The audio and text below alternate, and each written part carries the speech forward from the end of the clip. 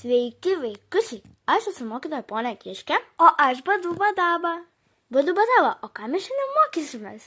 Mes šiandien išmoksime apie daiktavardį ir jo linksnius. Daiktavardis tai yra kalbos dalis, kuri nurodo daikto vardą. Dar mes išmoksime linksnių daugiskaitą ir vienaskaitą. Vienaskaita reiškia vieną daiktą. Daugiskaita reiškia daug daiktų. Daiktavardis lietuvių kalboje turi 7 linksnius. Mes visus juos šiandien išmoksime. Pradėkime mokytis. Pirmas linksnis yra vardininkas. Jis atsako į klausimą kas. Vienaskaitoje vėjas eglė, daugiskaitoje vėjai eglės. Antras linksnis tai yra kilmininkas. Atsako į klausimą ko. Vienaskaita bus vėjo eglės, daugiskaita bus vėjų eglių. Trečias linksnis yra naudininkas. Jis atsako į klausimą kam. Vienaskaitoje bus vėjų egliai, daugiskaitoje bus vėjams eglėms. Kitas linksnis yra galininkas. Atsako į klausimą ką.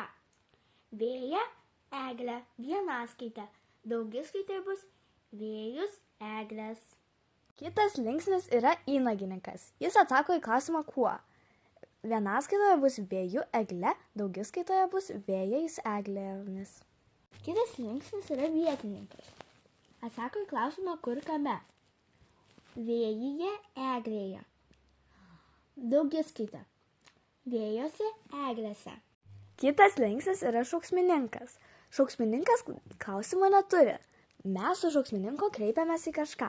Pavyzdžiui, vienaskaitoje vėjau eglę, daugiskaitoje vėjai eglės.